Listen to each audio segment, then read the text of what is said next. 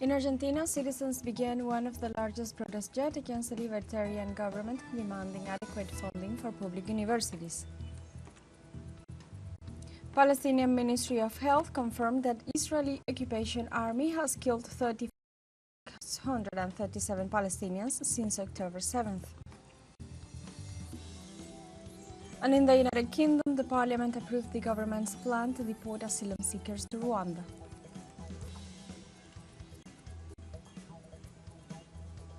Hello and welcome to From the South. I'm Alejandra Garcia from teleSUR Studios in Havana, Cuba. We begin with the news.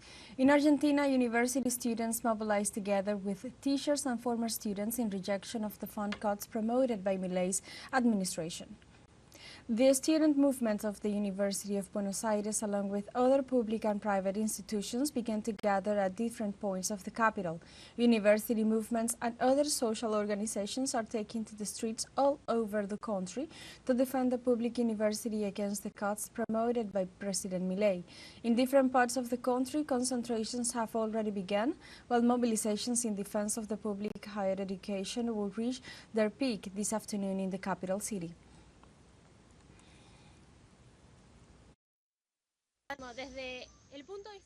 Well, from a student's point of view, we are already having hard time with what we are going through with regard with the bus fares and the price hikes. And the truth is that the average lower middle class students is having a hard time, and on top of what we are afraid that the schools will close down. There are students that have class on the 15th floor. Imagine going up the stairs. It is totally sad. Imagine that we are the future of the country. The future doctor will at some point be in our hands. Here they are defending to be able to continue providing quality service, mainly from the people who have it. I think this is what we have to reinforce the most. This is for everyone, not just for us. Medicine students also joined the large rallies to reject Milei's policies and defend the right to a high-level education. I'm Augustin. I'm from the National University of La Plata. We study medicine, and we are both finishing by the middle of the year. We are already doctors, and we started and finished in the public university. So we are supporting the mobilization, and we hope that this possibility continues for everyone as we had it. That's why we came to support the cause. Earlier on Wednesday, public higher education authorities ratified the holding of the Federal University March. While calling for dialogue with the national government, they stood firm by the demands. Among the demands, we can find the university budget, which has not been updated since 2023 in a context of soaring inflation, as well as the salary backlog of the university and pre-university teachers, which is more than 50% respect to the last update in November. Students also demand funding for scholarships and programs related to science, technology, and research. At last, the scholars also want to bring this to the spotlight to the absence of enough budget to maintain university infrastructure. For its part, the government spokesman Manuel Adorni stated that the conversation on the topic is closed.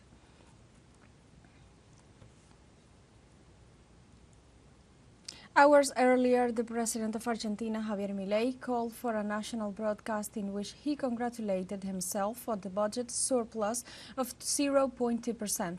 The banging of pots and pans accompanied his recorded statement, which he delivered flanked by his economic team on Monday night.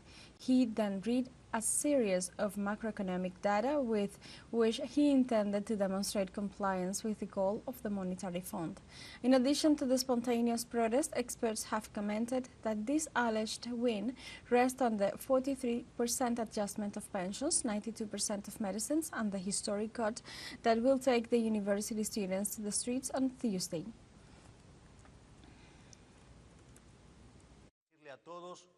I want to say to all Argentines that I understand that the situation we are living is hard, but also that we have already gone more than halfway. This is the last stretch of a heroic effort that we Argentines are making, and for the first time in a long time this time the effort will be worth it. The rallies against the administration of the President of Colombia, Gustavo Petro, did not stop the pension reform. 72 of the 95 articles were approved. In the plenary session of the Senate, 14 new articles were approved. The ones standing out are those related to the draft of the Colombian Administration of Pensions, called pensions, disability pension and its financing, the private funds, and the administration of the savings fund by the Republic Bank. Minister of Labor, Gloria Inés Ramírez, expressed her confidence that this Tuesday the regulation would be definitely approved. Some senators commented on the maneuvers of legislators who opposed to the reform and used delaying tactics during the session.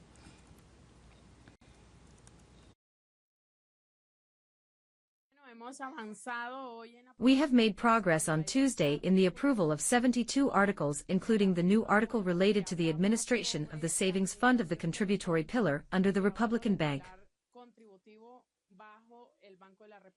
So this Tuesday, that we were not very positive, we have approved about 14 articles. We hope to continue with the 23 articles that we would be completing on Wednesday. We are doing very well. We have made progress despite the delays, despite trying to break the quorum, in spite of the fact that senators come and support their proposals, and then they leave by the time of casting their votes. We have had a positive balance on Tuesday.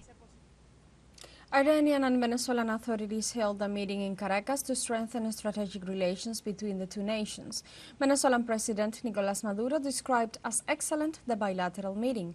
Maduro assured that diplomatic relations are on the path of a common purpose to consolidate projects in different strategic areas for the development of both nations. The dialogue is part of the 20-year cooperation agreement signed last June between the Venezuelan head of state and his Iranian counterpart, Ebrahim Raisi, with development plans under a win-win approach.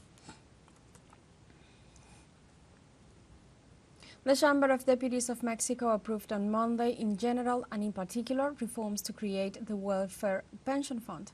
With 252 votes in favor from the Morena Labor Party and Ecologist Green parties, and 212 against and 4 abstentions, the fund was approved, which will be integrated with 40 billion pesos, equivalent to more than $2.3 million from the transfer of the savings of the inactive individual accounts. The parliamentary duel prior to the approval was centered between those who defend the banking sector and the big fortunes and those who defend the working people. During their intervention, the Morena parliamentarians recalled the unfair history of pensions in the country.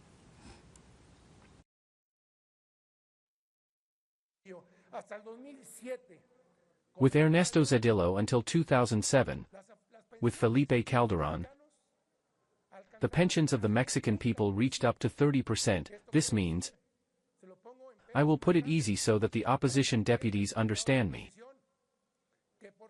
that for every 10 pesos they received no more than 3 pesos, and this means that it was not before, and they still had the luxury of saying that they had the expiration date to collect these afores. And during this time another type of administration started, and it was when the afores appeared. Well, with a good intention to give them a good purpose and a good profit for those pensioners. Let's take a short break, but remember you can join us on TikTok at teleSUR English, where you will find news in different formats, news updates, and more. Other stories coming up. Stay with us.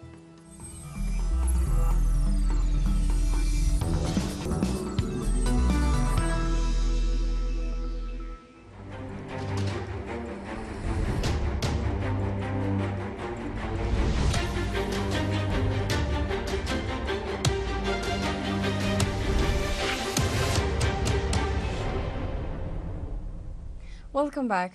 On Tuesday, the Palestinian Ministry of Health confirmed that the Israeli occupation army has killed 34,637 Palestinians since October 7th of last year. The report also added that at least 18,000 of the victims were children and teenagers, while the number of wounded exceeds 77,200 people, in addition to the more than 8,000 missing persons presumed to be under the rubble. All this besides the complete destruction of hospitals, the murder, kidnapping and disappearance of medical personnel, and the blocking of the entry of humanitarian aid. In this context, human rights activists describe the presence of the Zionist army in Gaza as a barbarism never seen before on the planet.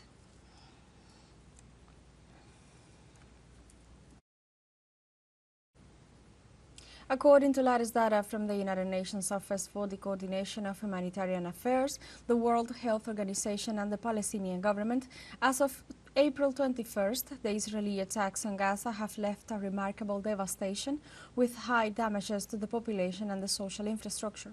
Official reports thus highlight that more than half of the homes in Gaza have been destroyed or damaged, and that within the core damage of the Zionist attacks, 80% of commercial facilities have been destroyed, 90% of schools, buildings, while in the health sector, only 11 out of 35 hospitals are partially functioning, and 83% of the subway water wells are not functioning.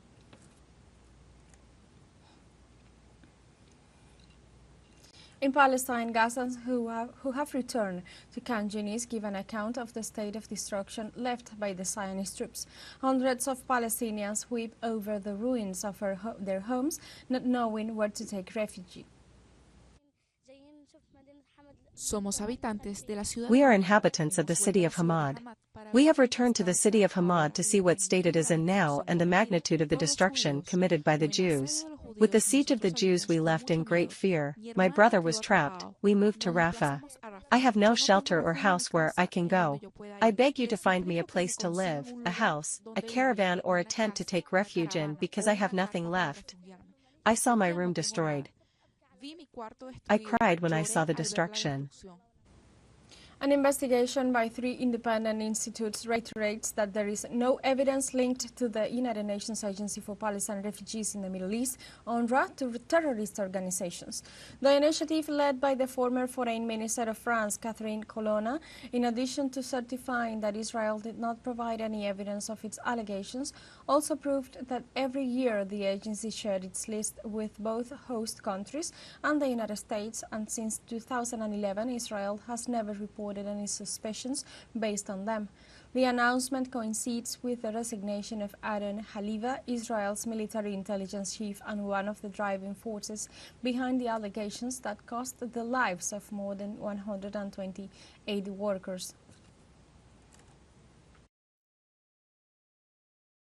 In the UK, the Parliament approved the government's plan to deport asylum seekers to Rwanda, a move that has been described by the United Nations as a gross violation of human rights.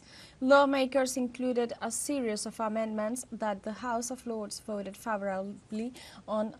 In this way, they stated that Rwanda is a safe destination despite the violence reported in recent months. Before the parliamentary resolution, the Prime Minister Rishi Sunak assured that with or without the approval of that body, the deportation flights would begin in the coming months. This plan, initially proposed by former Minister Boris Johnson in 2022, had been rejected by the High Court and slammed by human rights experts.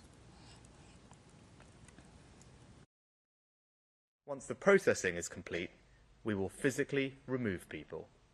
And to do that, I can confirm that we've put an airfield on standby, booked commercial charter planes for specific slots, and we have 500 highly trained individuals ready to escort illegal migrants all the way to Rwanda, with 300 more trained in the coming weeks. Let's see what the Rwanda Prime Minister Rishi Sunak's government consists of. As an immigration measure, is a program to deport undocumented migrants entering the country. The aim of the Rwanda plan is to stop migrants arriving in the UK without documents and on boats illegally. In Rwanda, migrants could apply for asylum and settle long-term in the African country, but would not be able to return to the UK.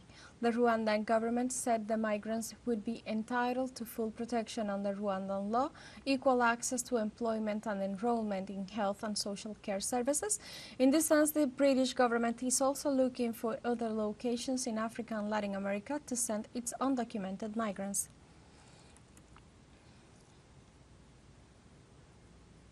In Spain, Alberto González Amador, partner of the President of the Community of Madrid, Isabel Díaz Ayuso, accepted in full to having committed tax fraud in order to avoid a trial against him and reduce the possibility of ending up in prison.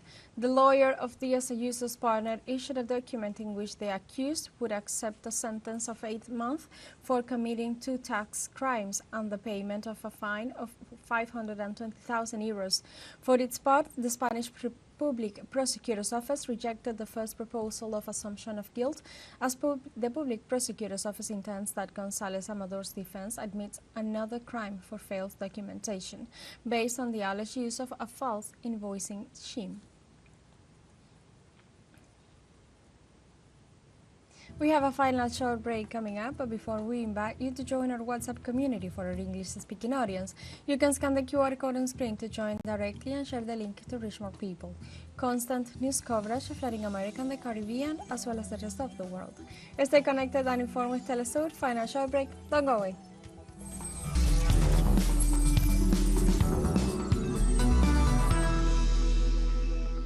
Welcome back to From the South. On Tuesday, the newly elected president of Senegal, Bassirou Diomaye Faye, affirms that his administration seeks to renew relations with the European community. In this sense, Senegal's new leader, in the framework of a meeting in Dakar with the president of the European Council, Charles Michel, made it clear that any ongoing cooperation and partnership with the European bloc would be renewed. Faye recently announced a renegotiation of oil and gas contracts and hopes to do the same with the fisheries agreements already signed. Precisely, the Senegal government will pursue a development model from within, focusing on agriculture, livestock and fisheries, and strengthening infrastructures such as railroads, electricity grids, telecommunications and roads.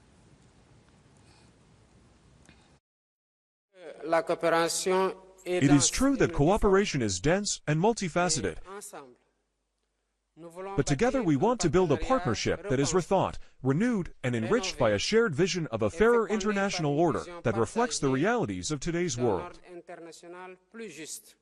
A partnership that is adapted to changing circumstances and capable of supporting the innovative dynamic that we want to imprint on our relations.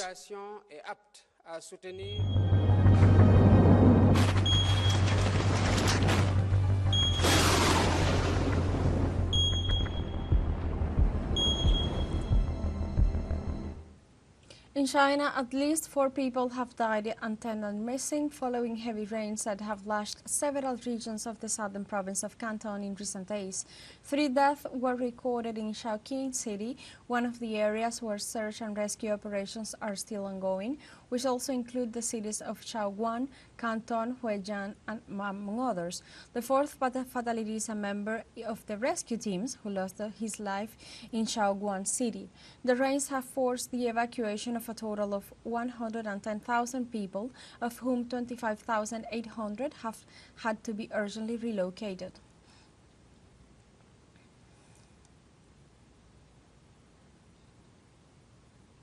Let's look at some of the data provided by local agencies. They report 36 houses that have collapsed, while 48 others have been severely damaged, resulting in a direct economic loss of almost $19.4 million. Heavy rains have caused rivers in the region to swell, with 38 hydrological stations on 24 rivers in the province recording water levels above the warning threshold. More than 200 sanitation workers have been deployed to clear streets, drains and canals. China has a 4th color weather warning system, with red being the most severe, followed by orange, yellow and blue.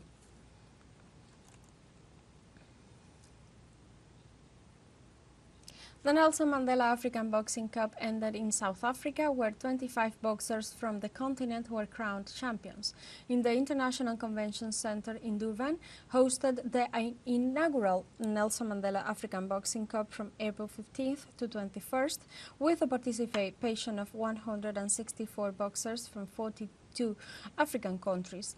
There were 12 female and 13 male weight categories, which saw different athletes crowned champions celebrating the legacy of Nelson Mandela. The Democratic Republic of the Congo won the most goals of the day with 10, followed by Botswana, Egypt and Tunisia. The Nelson Mandela African Boxing Cup coincides with South Africa's commemoration of 30 years of the freedom and democracy since the historic elections of April 27, 1994.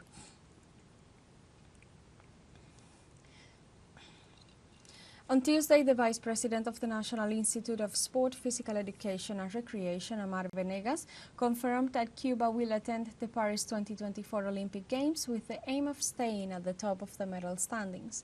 In this sense, the executive said that in view of the goals and expectations of the competition that will begin on July 26th in Paris, Cuba plans to have a delegation of between 70 and 90 athletes in disciplines such as boxing, wrestling, athletics, shooting, canoeing, judo and taekwondo, which are the most outstanding to bring a medal to Cuba, which since the 1972 Munich Games have been among the top 20 in the table, and in Tokyo 2020 it reached 14th place.